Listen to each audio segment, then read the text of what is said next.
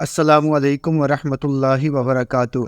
لوگوں سے ڈرنا چھوڑ دے کیونکہ عزت اور ذلت اللہ دیتا ہے۔ وقت کے ضیاع کا ایک اہم ذریعہ ان لوگوں کے ساتھ بحث و مباحثہ جن کا علم اور عمل بہت کم اور اعتماد بہت زیادہ ہوتا ہے۔ رشتوں کو جوڑے رکھنے کے لیے کبھی کبھی اندھا، گنگا اور بہرا بننا پڑتا ہے۔ انسان اپنے اندر کی جنگ لڑ لے تو باہر کی جنگوں کا سامنا کم ہی کرنا پڑتا ہے۔ الفاظ جو بھی ہوں، جیسے بھی ہوں، لوگ ہمیشہ اپنی مرضی کا مطلب نکالتے ہیں۔